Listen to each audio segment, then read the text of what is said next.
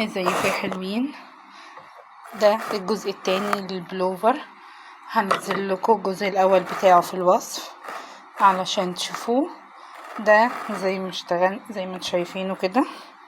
ده اشتغلناه، ده 42 سطر طوله، بس لسه البليسيه فاضل. البليسيه هنا وفي الكمام وفي الرقبة هنشتغل برضو سوا، هنشتغل الكم مع بعض، هيبقى بالشكل ده زي ما انتم شايفينه. هنعمل الناحية التانية زيه. بس يلا قبل ما نبتدي ما تنسيش تشتركي في القناة وتفعلي الجرس علشان يوصلك كل جديد، ويلا بينا نشتغل مع بعض. هنا انا هبتدي بالخيط السادة بتاعي زي الخيط اللي فوق اللي انا كنت شغالة بيه. هعمل الاول هنا عقدة البداية زي ما اتعلمناها قبل كده وعملناها مع بعض. هنا بعد ما عملتها هطلعها من الابرة، هاجي هنا فاكرين السلسلتين اللي عملناهم في قفلة حردة الباط، هدخل فيها بين العمودين وهاخد الحلقة على الابرة وهمسك الفتلة الصغيرة جوه، وبعدين هطلع بالحلقة من هنا واعمل سلسلتين ارتفاع. هبتدي هيبقى اول سطر معايا هنا هشتغله في تناقص. انا دايما بشتغل التناقص بتاعي هنا في الحتة قفلة السطر بتاعي علشان ما يجيش السطر بتاعي بلوحة ويبقى فيه شكل مش حلو. انا هعمل هنا تناقص عمود واحد واحنا اشتغلنا مع بعض قبل كده. هنشتغل كده اهو. هنا في حلقتين على الابرة، هياخد حلقة كمان واجي في العمود اللي بعده وهعمل عمود امامي زي ما الشغل بتاعي ماشي. انا هشتغل هنا دي الغرزة الامامية، هشتغل امامي وبعدين هقفل، هطلع من الثلاث حلقات وبعدين هشتغل هنا في دي هنا اهو. هشتغل غرزة امامية تانية هنا كده،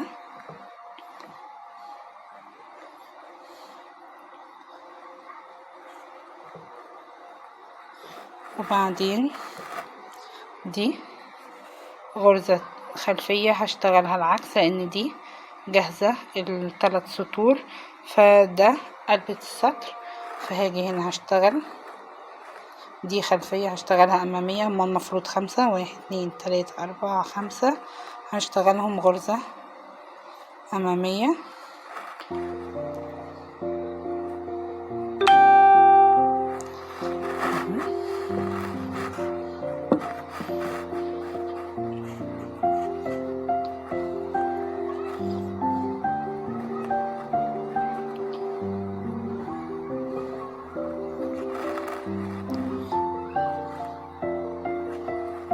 هكمل شغل عادي خالص، عادي كأني شغالة زي ما كنت شغالة هنا في جسم البلوفر. برضو هشتغل الكم بنفس طريقة الغرزة اللي هي التبادل برضو لغاية ما اوصل لاخر السطر هنا، اوصل له وارجع لكم هقول لكم هنعمل التناقص ازاي. وصلنا لاخر السطر، سبت هنا اخر عمودين عندي هعملهم تناقص.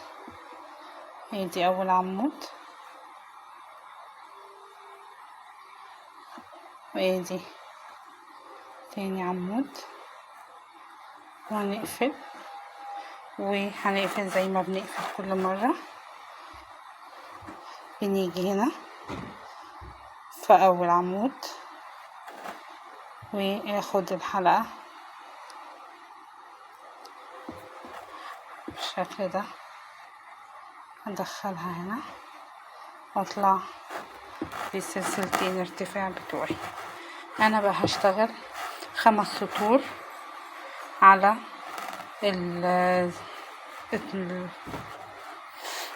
الوسع ده، هشتغل عليه 5 سطور هاجي هنا في غرزة التناقص بتاعي العمودين اللي انا عملتهم مع بعض هشتغلهم فوق عمود واحد.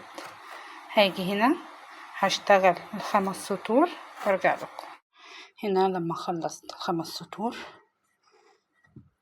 الارتفاع بتاعي من غير تزايد من غير تناقص، هاجي هنا قفلت اخر سطر وهعمل معاكم تناقص تاني عمود. زي ما انتوا عارفين انا بنقص قبل قفلة السطر وبعده علشان يبقى القفلة متساوية ما تلوحش زي ما قلتلكوا قبل كده.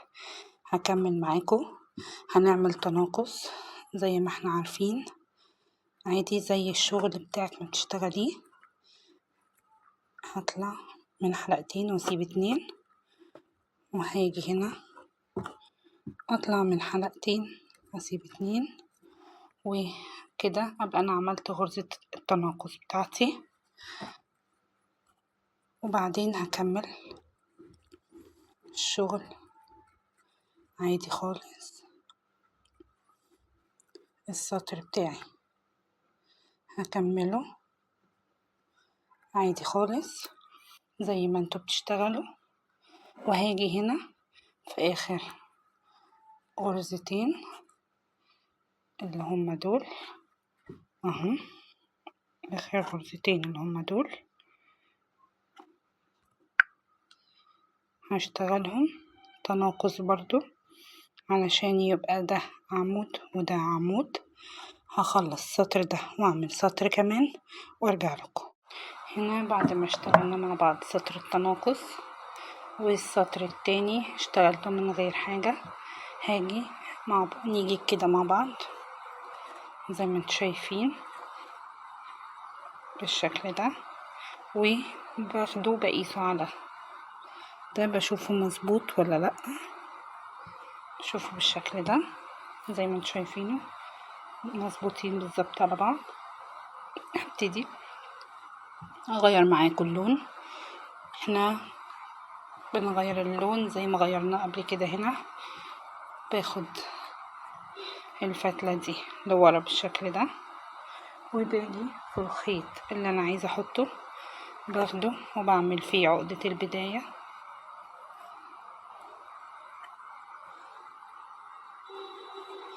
برضو وانا قلب الشغل. كل الشغل ده من الظهر وبطلع وبسيب الحلقة دي زي ما انتوا شايفينها كده وبدخل في الحلقة بدخل في اول عمود هنا عملته وبحط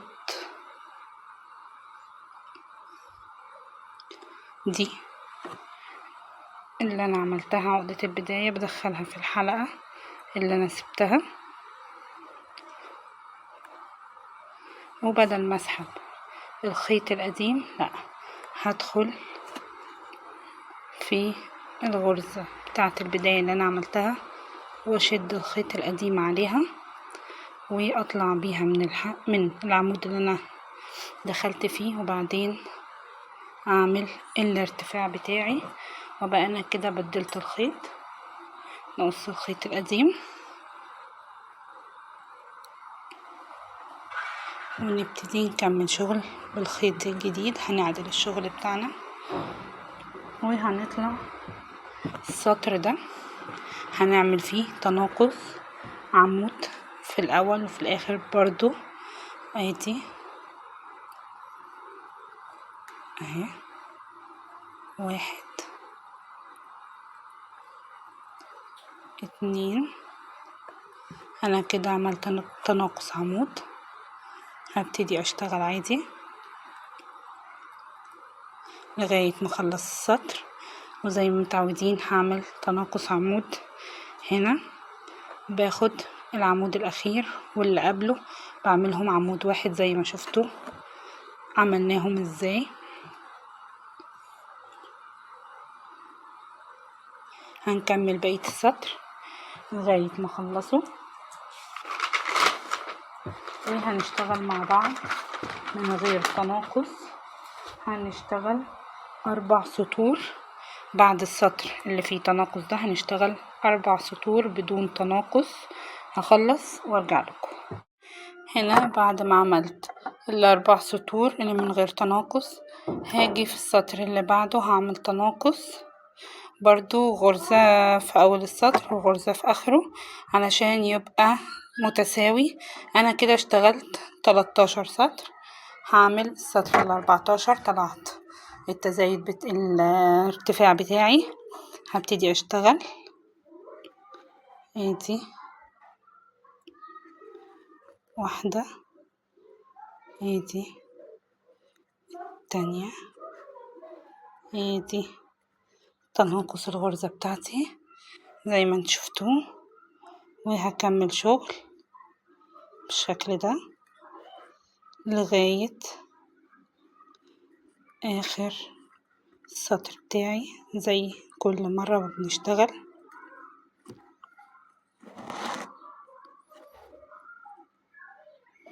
زي ما انتوا شايفين كده.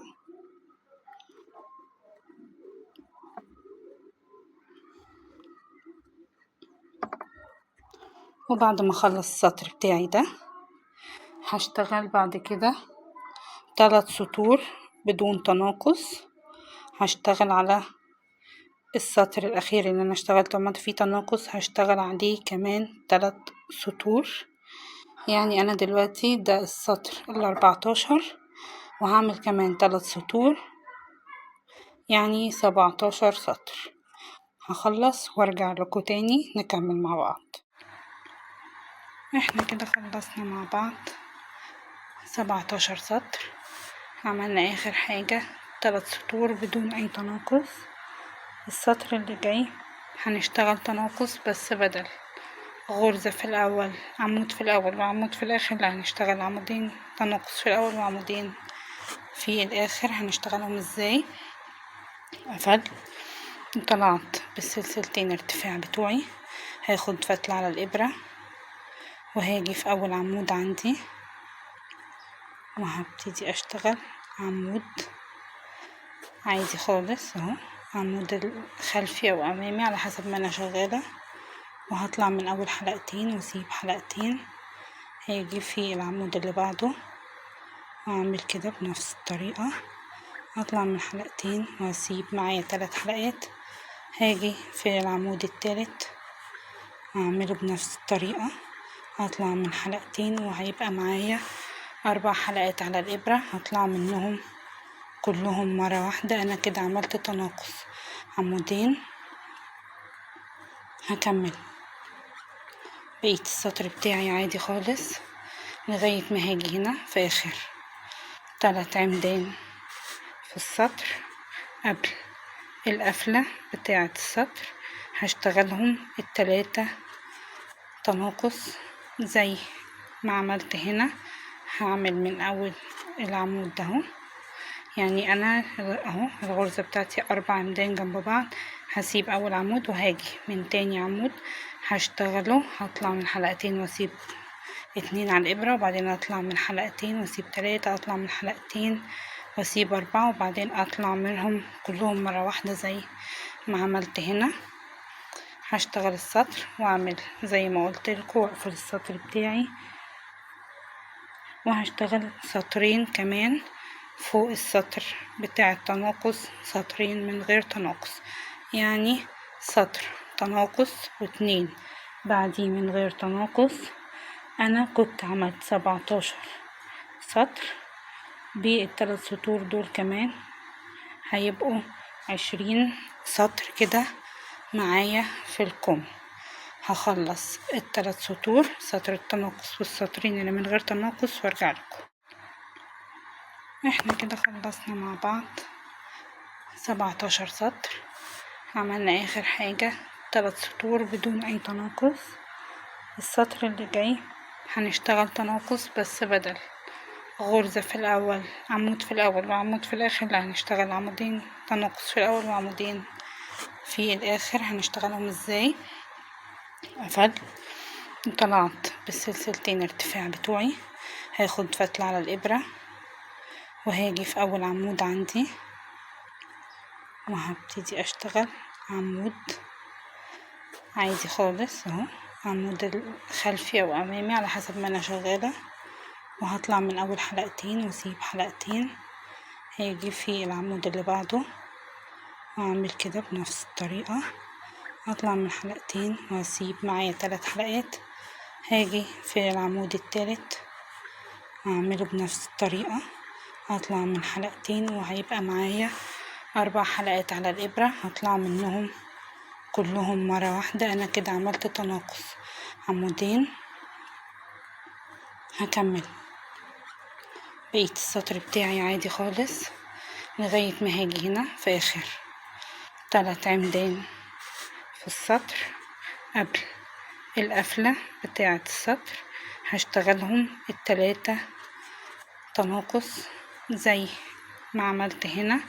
هعمل من اول العمود ده اهو، يعني انا اهو الغرزة بتاعتي 4 عمدان جنب بعض، هسيب اول عمود وهاجي من تاني عمود هشتغله، هطلع من حلقتين واسيب 2 على الابرة، وبعدين اطلع من حلقتين واسيب 3، اطلع من حلقتين واسيب 4، وبعدين اطلع منهم كلهم مرة واحدة زي ما عملت هنا.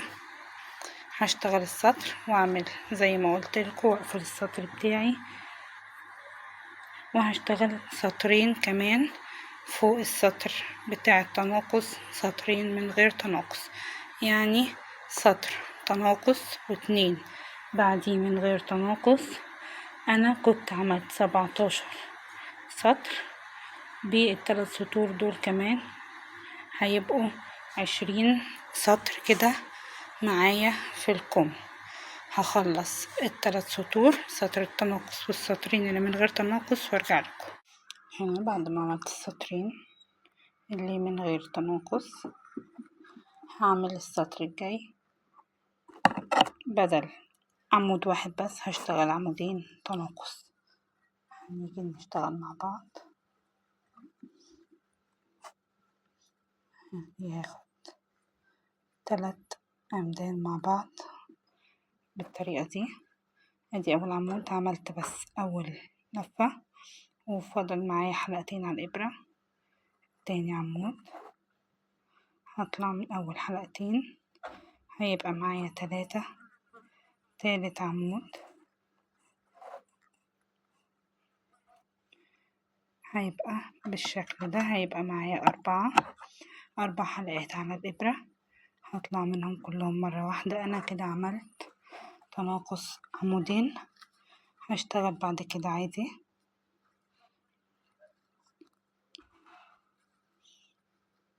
نشتغل مع بعض.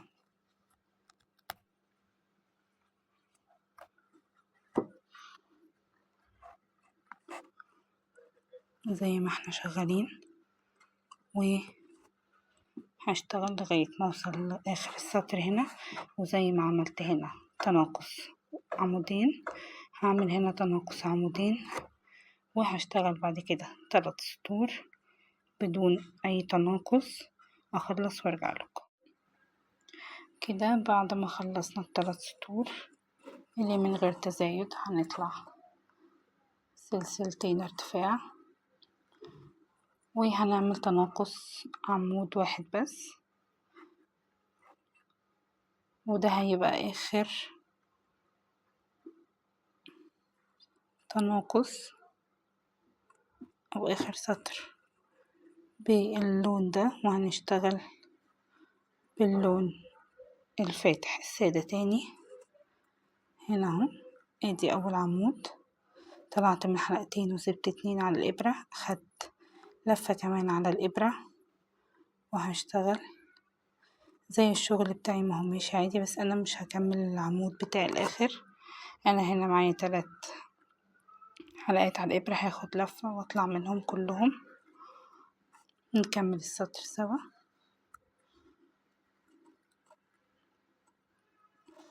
زي ما احنا متفقين 5 عمدان امامي و5 خلفي، وبيتبدلوا في السطر الرابع بعد ما بنعمل 3 سطور امامي مثلا، ده كده خلفي، هطلع ال3 سطور الجايين فوق الخلفي دول امامي زي ما انتم شايفين بالطريقة دي. هأكدها عليكم تاني طريقة الشغل.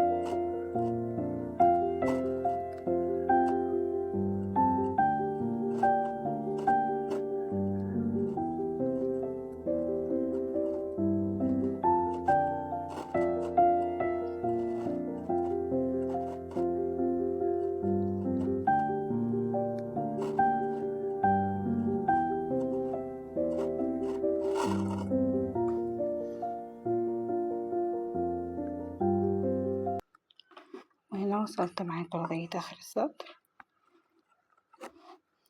وهنشتغل آخر عمودين. هنشتغل نطلع من حلقتين وهنسيب 2، وهنيجي نعمل كده في آخر عمود معانا كده. السطر خلص، هنقفله بس هنغير الخيط سوا.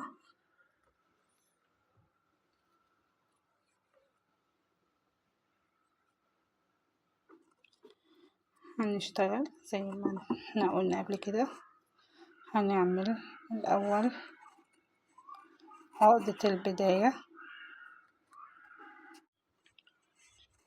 هنا عملنا عقدة البداية، وهندخل وندخلها من الحلقة اللي احنا سبناها، هنطلع منها ونشد الخيط القديم بالطريقة دي، وهنسيبه كده ورا، وهنبتدي نشتغل بالحلقة التانية اللي احنا دخلناها.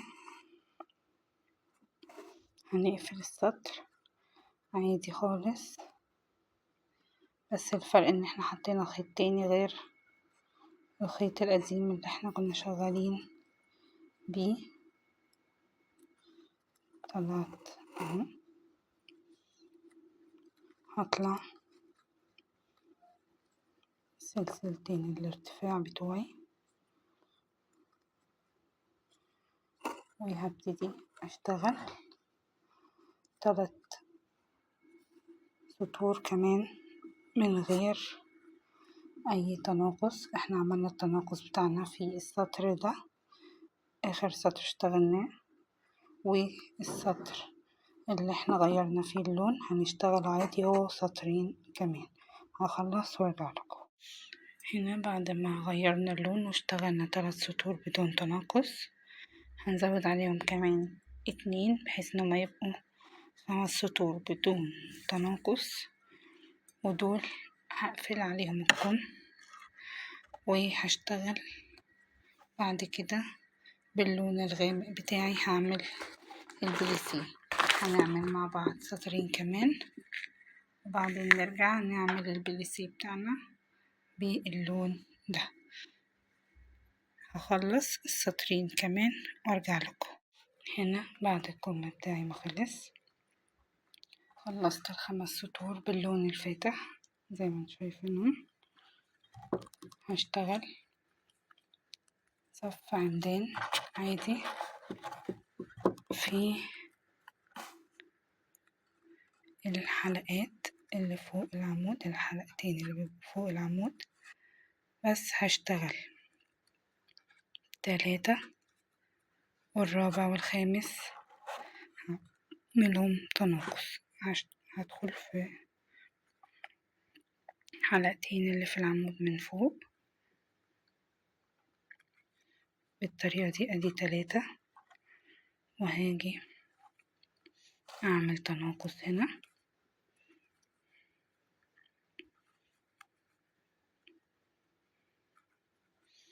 وهشتغل كده بالطريقة دي في العمود عادي، لا امامي ولا خلفي، عادي خالص. هشتغل 3 و2 هعملهم مع بعض تناقص. هخلص السطر ده ونشتغل مع بعض السطر اللي بعده. هنا بعد ما اشتغلت السطر عادي في الحلقات بتاعت العمود في راس العمود، اشتغلت صف عمدان عادي خالص وعملت عمودين تناقص، يعني عمود دخلت عمودين في عمود تناقص وبعدين 3 من غير تناقص و1 تناقص و3 من غير تناقص لغاية السطر بتاعي ما خلص.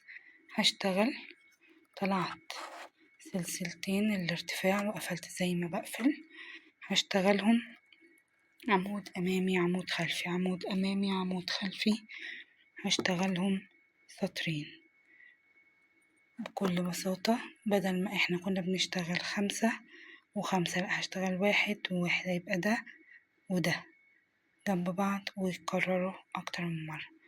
ادي العمود الامامي، نشتغل مع بعض العمود الامامي والعمود الخلفي، عمود امامي والاتنين اللي مع بعض هدخل وهعملهم برضو غرزة واحدة مع بعض بالطريقة دي. ده خلفي وهشتغل امامي وهفضل اشتغل بالطريقة دي لغاية السطر بتاعي ما يخلص، وهشتغل 1 كمان معاه 1 كمان فوقيه، يعني هشتغل السطر ده وكمان سطر، يعني سطرين بدون اي تناقص بس عمود خلفي وعمود امامي. السطر ده كده هشتغل وهشتغل اللي فوقيه نفس الترتيب، الخلفي فوقيه خلفي والامامي فوقيه امامي. هخلص السطرين دول وارجع لكم. انا هنا خلصت الكم بتاعي بالبليسيه. البليسيه انا كنت عامله 3 وبعدين زودته سطر كمان بقوا 4 سطور بليسيه. خلصت كده الكم بتاعي، الكمين بتوعي خلصوا. هشتغل معاكم مع بعض الرقبة، هشتغل بليسيه بس انا مش هعمل زيكم، مش كل 3 عمدان هعمل تناقص، لا انا كل 7 عمدان هعمل تناقص، يعني هشتغل 7 عمدان. ادي 1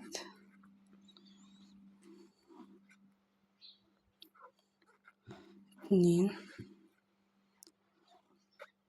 3 4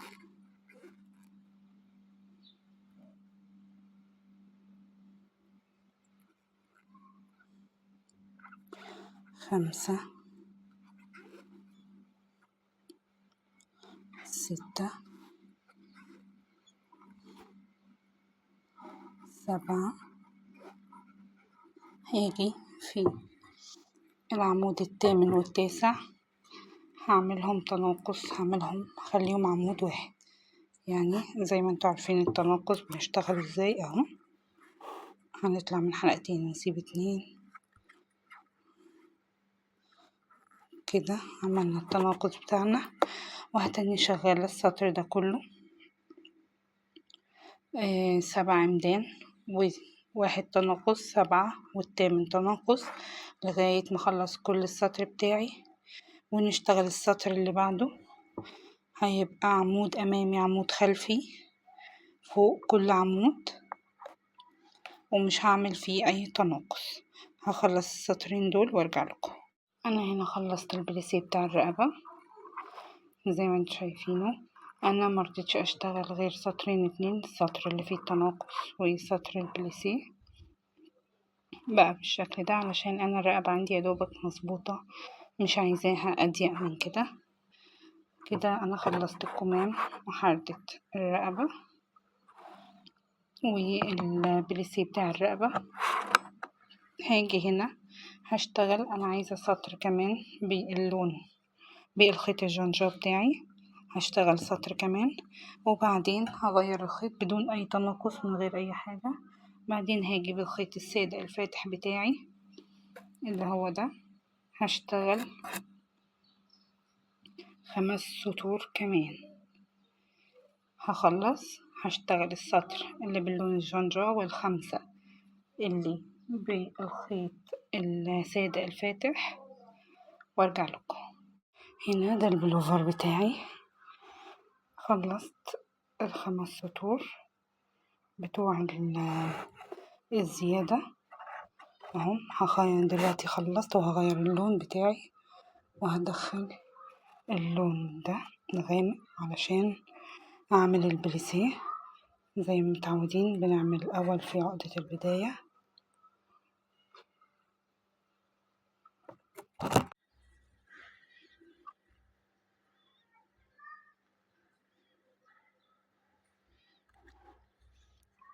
دي عقدة البداية بتاعتي، وهدخلها في الحلقة اللي انا سبتها المفروض هقفل بيها المنزلقة، وهشد الفتحة اللي انا كنت شغالة بيها وهجيبها لورا بالطريقة دي. ده الوش وادي الظهر اهي، هخليها لجوه الخيط كله لجوه. هاجي هنا هقفل السطر عادي جدا في اول عمود انا عملته بعد السلسلتين ارتفاع، دخلت وهطلع منه باللون اللبني زي ما انتم شايفين كده. هبتدي اشتغل عادي خالص بيه وهشيل ده هقصه وهدخله لجوه وهربطه في الفتلة الزيادة هنا تبقى كده عشان ما يفكش معايا بالشكل ده. وهتبقى الربطة بتاعتي لجوه. هلف الشغل واشتغل على الوش ده، وش البلوفر اهو. هطلع السلسلتين الارتفاع بتوعي وهشتغل زي ما اشتغلت هنا في الكم وفي الرقبة السطر بتاع التناقص بتاعي اللي انا بشتغله في راس العمود من فوق. في الحلقتين بتوع العمود اللي فوق مش بشتغل على العمود زي ما انا اصلا بشتغل في العادي، لا مش زي شغل البلوفر، لا انا بشتغل السطر ده في الحلقتين اللي بيبقوا في راس العمود فوق. انا طلعت سلسلتين الارتفاع بتوعي وهبتدي اشتغل. هدخل في الحلقتين دول هعمل عمود 2 3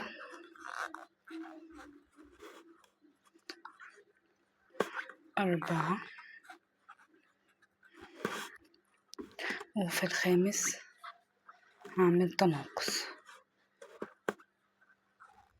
بالشكل ده الخامس والسادس هعملهم عمودين مش كاملين، وهعملهم تناقص زي ما اشتغلناهم قبل كده كذا مرة مع بعض. هخلص السطر ده كله وهنرجع نشتغل فوقيه عمدان البليسيه زي ما عملنا هنا، تبقى بالشكل ده عمود امامي وعمود خلفي زي ما عملنا هنا وزي ما عملنا في الرقبة بتاعتنا زي ما انتم شايفينها. هخلص السطر ده واشتغل 3 سطور كمان فوقيه، هشتغلهم غرزة البليسيه. هخلص وارجع لكم اقول لكم اوريكم شكل البلوفر واقول لكم انا اشتغلت طوله كام وطول الكمام كام وعرضه قد ايه.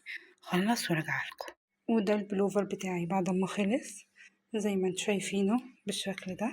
ده بلوفر لسن 2 وزي ما اشتغلناه سوا بكل تفاصيله.